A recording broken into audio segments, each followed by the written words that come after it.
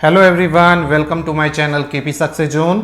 दोस्तों 11 बज चुके हैं और 11 बजे हमारा होता है मॉडर्न हिस्ट्री का किताब बोला जा रहा था, मॉडर्न हिस्ट्री का क्लास होता है।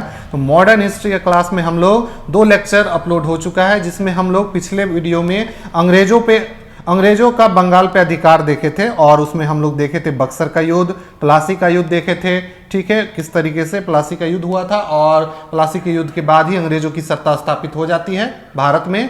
और इसके साथ ही दोस्तों अब हम आज के वीडियो में मैसूर के बारे में पढ़ेंगे और मैसूर पे किस प्रकार अंग्रेजों का आधिपत्य स्थापित होता है इसके बारे में पढ़ेंगे डिटेल से। और इससे पहले जो लोग भी चैनल पे नए हैं चैनल को सब्सक्राइब कर लीजिए।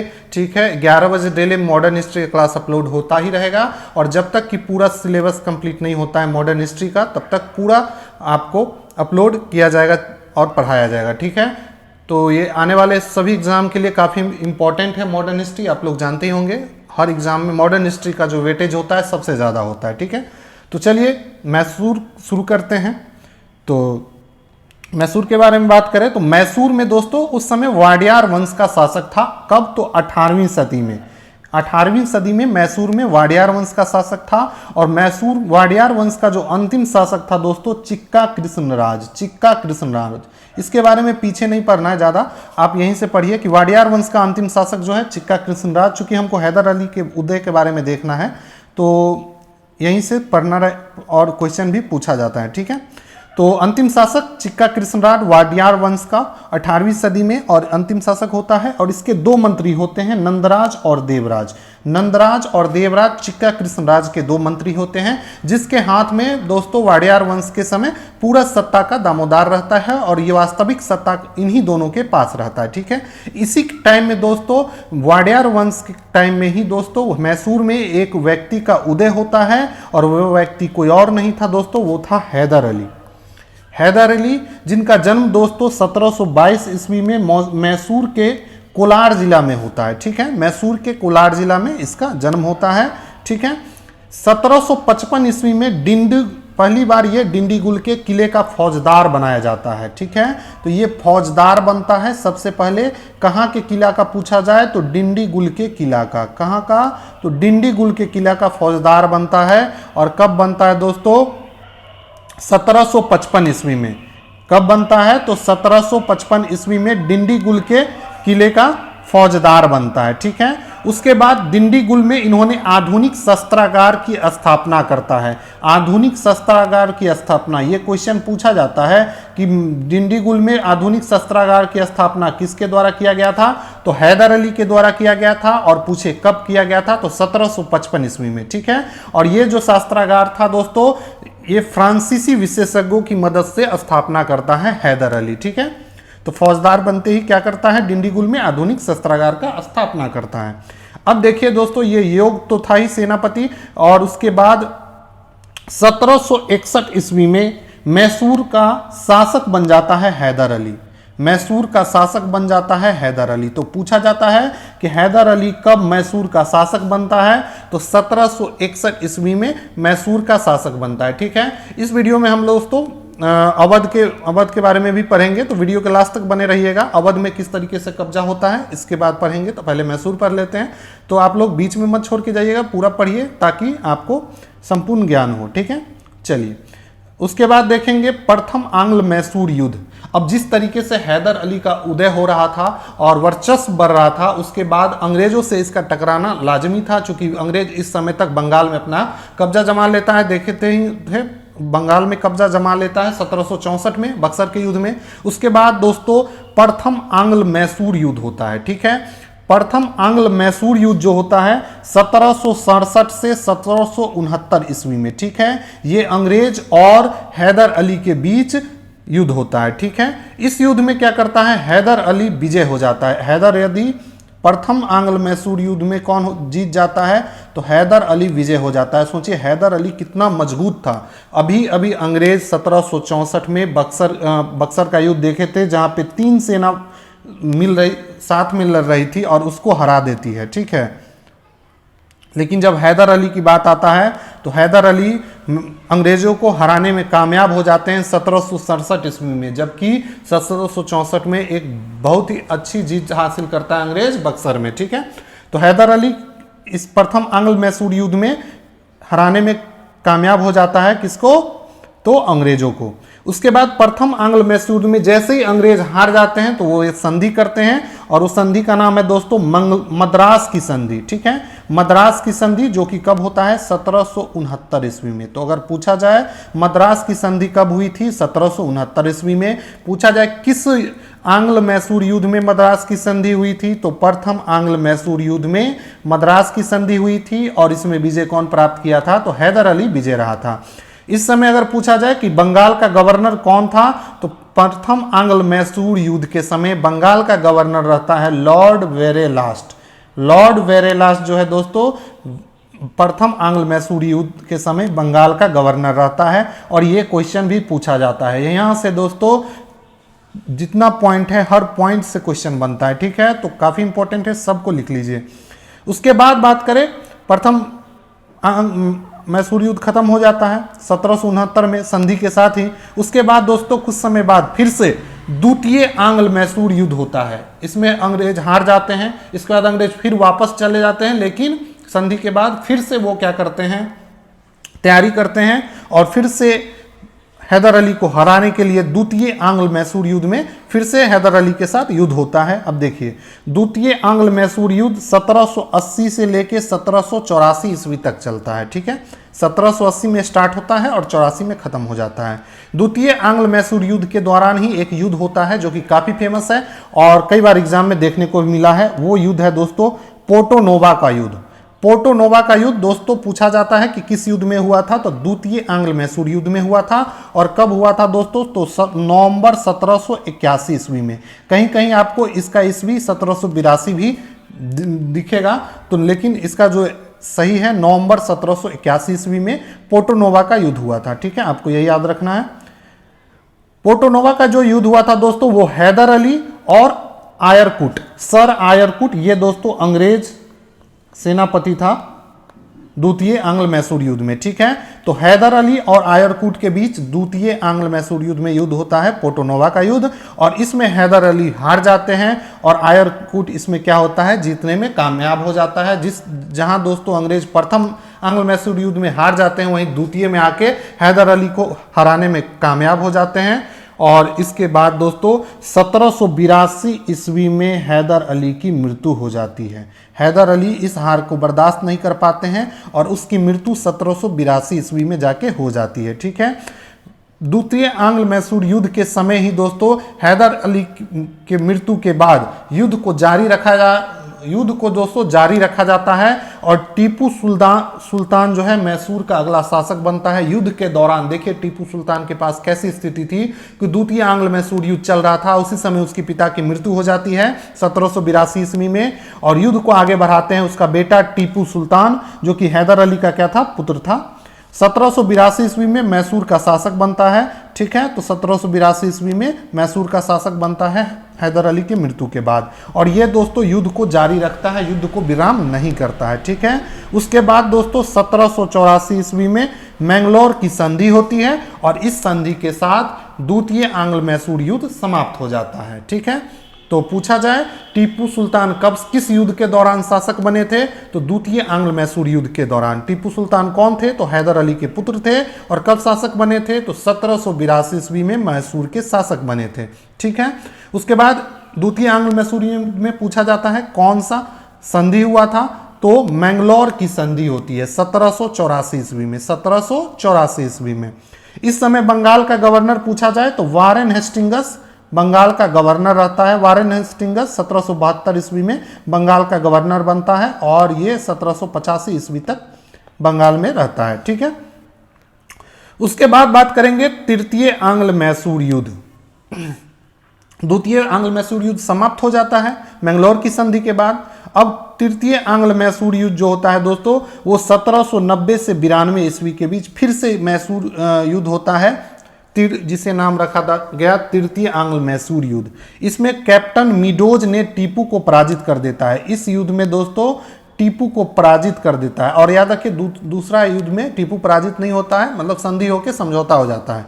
तृतीय आंग्ल मैसूर युद्ध में टीपू को पराजित कर दिया जाता है कैप्टन मीडोज के द्वारा। कैप्टन मीडोज जो कि अंग्रेजी सेनापति होते हैं, ठीक है, तृतीय आंग्ल मैसूर युद्ध में। और ये क्या करते हैं, तो टीपू सुल्तान को पराजित कर देते हैं। और इसमें दोस्तों श्रीरंगपट्टनम की संधि होती है, ठीक है, श्रीरंगपट्टनम की संधि होती है 1792 ईस्वी में, ठीक है। श्रीरंगपट्टनम जो है दोस्तों मैसूर की राजधानी भी है, इसको भी ध्यान रखना है। श्रीरंगपट्टनम जो है मैसूर की राजधानी है, ठीक है। और 1792 ईस्वी में श्रीरंगपट्टनम की संधि होती है तृतीय आंग्ल मैसूर युद्ध में। और इस युद्ध में दोस्तों इस संधि के बाद टीपू अंग्रेज को 3 करोड़ रुपया देता है, हर जाने के रूप में 3 करोड़ रुपया देता है, युद्ध हर जाने के रूप में उससे मांगा जाता है। और बोला जाता है कि जब तक तुम 3 करोड़ रुपया नहीं दोगे तब तक तुम्हारा 2 पुत्र अंग्रेज के कब्जे में रहेगा। और उसका 2 पुत्र इस तरीके से अंग्रेज के कब्जे में चला जाता है। तो टीपू के लिए किस तरीके की स्थिति थी आप लोग देख सकते हैं। टीपू सुल्तान, ठीक है, इसे मैसूर का शेर भी बोला जाता है। 3 करोड़ रुपया देगा टीपू अंग्रेज को और उसका 2 पुत्र दोस्तों अंग्रेज के कब्जे में रहेगा, ठीक है, जब तक पैसा नहीं दे देता है। इस तरीके से तृतीय आंग्ल मैसूर युद्ध समाप्त हो जाता है। तृतीय आंग्ल मैसूर युद्ध के समय अगर पूछा जाए बंगाल का गवर्नर जनरल कौन था, तो तृतीय आंग्ल मैसूर युद्ध के समय बंगाल का जो गवर्नर जनरल था लॉर्ड कॉर्नवालिस। लॉर्ड कॉर्नवालिस जो है दोस्तों तृतीय आंग्ल मैसूर युद्ध में बंगाल का गवर्नर था, ठीक है। जितने भी अंग्रेजी गवर्नर हैं उसके बारे में एक सेपरेट वीडियो लेके आएंगे जिसमें आपको रॉबर्ट क्लाइव जो कि स्टार्ट करते हैं बंगाल के गवर्नर के रूप में और उससे लेके आज़ादी तक जितने भी गवर्नर जनरल वाइसराय रहे सबके बारे में डिटेल हम पढ़ाएंगे। तो आपको टेंशन लेने की जरूरत नहीं है, उसमें बहुत सारा कुछ कवर हो जाता है, ठीक है। चलिए अब अगला देखते हैं चतुर्थ आंग्ल मैसूर युद्ध, चौथा आंग्ल मैसूर युद्ध। ये जो होता है 1799 ईस्वी में। चौथा आंग्ल मैसूर युद्ध में कुछ विशेष नहीं है। इसमें दोस्तों 1799 ईस्वी में ही टीपू सुल्तान मारा जाता है, टीपू सुल्तान की मृत्यु हो जाती है। तो अगर क्वेश्चन पूछा जाए कि किस आंग्ल मैसूर युद्ध में टीपू सुल्तान की मृत्यु हो गई थी, तो चौथे आंग्ल मैसूर युद्ध में टीपू सुल्तान मारा जाता है। और कब, तो 1799 ईस्वी में। और ये कहाँ मारा जाता है, तो उसका जो अपना किला रहता है श्रीरंगपट्टनम जो कि उसकी राजधानी है, तो श्रीरंगपट्टनम के किले में ही इसकी मृत्यु हो जाती है। और अगर पूछा जाए कि चतुर्थ आंग्ल मैसूर युद्ध में बंगाल का गवर्नर जनरल कौन था, तो लॉर्ड वेलेस्ली जो है बंगाल का गवर्नर जनरल रहता है, ठीक है। और इसी के काल में मैसूर कुल मिला के अंग्रेजों के अधीन हो जाता है। जैसे ही टीपू सुल्तान मर जाता है उसके बाद कोई योग्य शासक नहीं बचता है और उसके बाद अंग्रेज कब्जा कर लेता है किस पे, तो मैसूर पे। अब दोस्तों टीपू सुल्तान से कुछ क्वेश्चन जो पूछा जाता है बार बार एग्जाम में उसके बारे में जो वो देख लेते हैं। टीपू सुल्तान जो है दोस्तों वो पढ़ा लिखा और योग्य शासक था। उसे कई भाषा का ज्ञान था, ठीक है, अरबी फारसी ये कई भाषा का ज्ञान था। ये विदेशी के साथ संपर्क भी बना के रखते थे। इन्होंने दोस्तों नई मुद्रा चलाई, ठीक है, नया माप तौल का इकाई जारी किया था, ठीक है, और नवीन संवत भी चलाया था, ठीक है, नवीन संवत भी चलाया था, ठीक है। आप लोग को कमेंट में बताना है कि बताइए भारत में कौन सा संवत चलता है, शक संवत या विक्रम संवत। 2 ऑप्शन है, शक संवत और विक्रम संवत, ठीक है। 2 संवत में से आपको बताना है कि भारत में कौन सा संवत चलता है, ठीक है। उसमें एक संवत भारत का है और एक संवत नेपाल का है, ठीक है। तो आप लोग कमेंट करके बताइए, ठीक है। चलिए सिंगेरी अब देखेंगे टीपू सुल्तान के बारे में। सिंगेरी के जगत गुरु शंकराचार्य के सम्मान में मंदिरों का पुनर्निर्माण करते हैं। टीपू सुल्तान दोस्तों धर्मनिरपेक्ष शासक माना जाता है, ये हिंदुओं के लिए भी काफी काम करते हैं। और जगत गुरु शंकराचार्य के सम्मान में मंदिर का निर्माण करते हैं। तो अगर पूछा जाए कि टीपू सुल्तान ने कहाँ पे जगत गुरु शंकराचार्य के सम्मान में मंदिर का पुनर्निर्माण करवाया था, तो सिंगेरी में, सिंगेरी के, ठीक है। और ये कहाँ पे था, तो श्रीरंगपट्टनम में, ठीक है। और उसके बाद सिंगेरी मंदिर में देवी शारदा की मूर्ति के निर्माण में भी ये काफी धन देता है, ठीक है। उसके बाद ये क्वेश्चन है बनता है दोस्तों जैकोबियन क्लब की। ये बहुत इंपॉर्टेंट है, पूछा जाता है कि टीपू सुल्तान ने जैकोबियन क्लब की स्थापना कहाँ पे किया था, तो ये श्रीरंगपट्टनम में जैकोबियन क्लब की स्थापना करता है, जो उसकी राजधानी है। जैकोबियन क्लब जो है दोस्तों, ये फ्रांसीसी क्रांति से प्रभावित होकर टीपू सुल्तान इसका स्थापना करता है और खुद भी इसका सदस्य बन जाता है, ठीक है। और स्वयं को नागरिक टीपू कहने लगता है, बोलता है स्वयं को कि मैं नागरिक का टीपू हूँ, ठीक हो, नागरिकों का टीपू हूँ, ठीक है। तो जैकोबियन क्लब की स्थापना किसके द्वारा किया गया था? तो टीपू सुल्तान के द्वारा, ठीक है। और खुद को क्या बोलता था? तो नागरिक टीपू बोलता था। और किससे प्रभावित होके जैकोबियन क्लब की स्थापना की गई थी? तो फ्रांसीसी क्रांति से प्रभावित होके, ठीक है। उसके बाद बात करें तो श्रीरंगपट्टनम जो कि राजधानी थी, आपको बताए हैं कि मैसूर की राजधानी पूछा जाए तो श्रीरंगपट्टनम। और यहाँ पे दोस्तों स्वतंत्रता का एक वृक्ष लगाता है, टीपू के द्वारा स्वतंत्रता का एक वृक्ष लगाया जाता है। और ये वृक्ष जो है दोस्तों, फ्रांस और मैसूर के बीच मैत्री का संबंध है, ठीक है। शुरू से ही देख रहे थे कि फ्रांसीसी के संबंध से हैदर अली भी शास्त्रागार का निर्माण करता है 1782 ईस्वी में, देखे ही थे। तो 1762 ईस्वी में। और फ्रांस और मैसूर के मैत्री का प्रतीक था दोस्तों स्वतंत्रता का वृक्ष। और ये कहाँ लगाया गया था? तो मैसूर में, मैसूर की जो राजधानी थी श्रीरंगपट्टनम में। तो पूछा जाता है कि कहाँ पे स्वतंत्रता का वृक्ष लगाया था टीपू सुल्तान? तो श्रीरंगपट्टनम में, ठीक है। अब बात करें 1796 ईस्वी में एक नौसेना बोर्ड का गठन करता है, ठीक है। नौसेना बोर्ड का गठन करता है कौन? तो टीपू सुल्तान। हम याद रखिए सारा टीपू सुल्तान के बारे में पढ़ रहे हैं, टीपू सुल्तान के द्वारा। और कई डॉकयार्ड भी बनाए जाते हैं, ठीक है। कई डॉकयार्ड भी बनाए जाते हैं, जो बंदरगाह है, डॉकयार्ड का मतलब होता है बंदरगाह, और वो उनके द्वारा कई बंदरगाह बनाया जाता है, ठीक है। उसके बाद दोस्तों 1799 ईस्वी में टीपू सुल्तान की मृत्यु हो जाती है, जानते हैं आप लोग, चतुर्थ आंग्ल मैसूर युद्ध में 1799 में। किसके समय? तो वेलेजली के समय, ठीक है। वाडियार वंश का बालक रहता है एक कृष्णराज।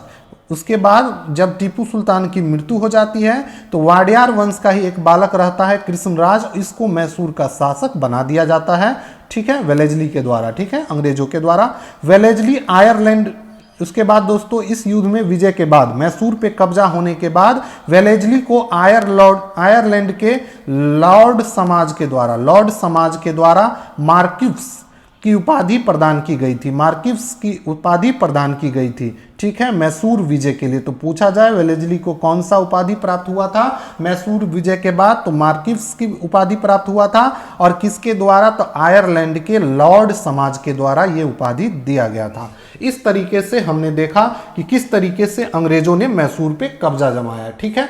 पहले हारता है हैदर अली से, फिर अगले युद्ध में हराता है हैदर अली को, हैदर अली की मृत्यु हो जाती है द्वितीय में, फिर टीपू सुल्तान आता है, फिर टीपू सुल्तान के साथ 2 युद्ध होता है और चौथे आंग्ल मैसूर युद्ध में जाके टीपू सुल्तान की मृत्यु हो जाती है, ठीक है। तो इतना हम लोग इस वीडियो में पढ़े, ठीक है।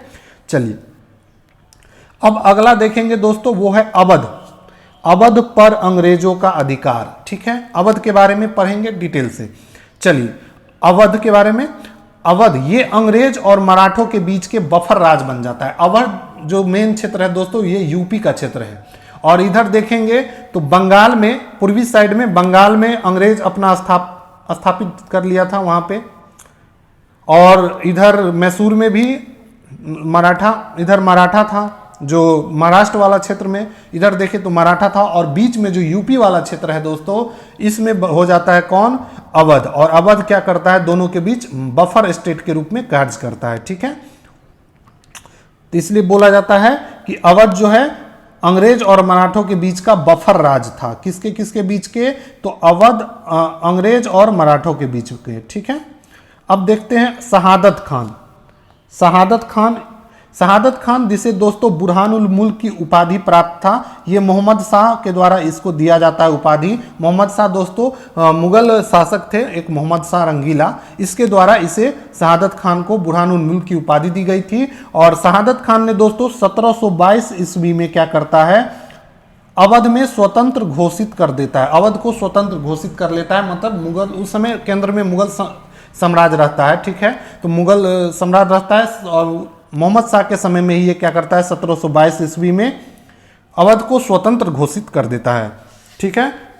तो पूछा जाता है कि अवध का स्थापना कौन किया था अवध राज का? तो शहादत खान। या अवध को स्वतंत्र घोषित कौन किया था? तो शहादत खान। इसकी उपाधि याद रखिए, बुरहानुल मुल्क की इसको उपाधि प्राप्त था। ठीक है, ये कई बार पूछा गया एग्जाम में।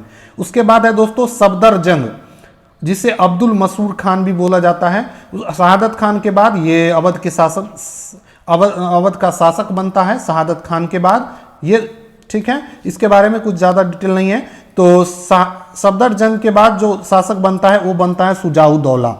शुजाउद्दौला दोस्तों 1754 से 1775 ईस्वी तक अवध का शासक बनता है, जो कि पुत्र रहता है शुजाउद्दौला सफदर जंग का। ठीक है, यह अवध का शासक बनता है और इसके समय इसने दोस्तों बक्सर के युद्ध में शामिल हुआ था। बक्सर का युद्ध जो है दोस्तों, आप लोग देखे होंगे कि बक्सर का युद्ध पीछे हम लोग पढ़े हैं, जो बंगाल पे अंग्रेजों का अधिकार पढ़े थे उसमें। तो बक्सर का युद्ध दोस्तों 1764 ईस्वी में लड़ा गया था और इसमें दोस्तों 3 संयुक्त सेना थी।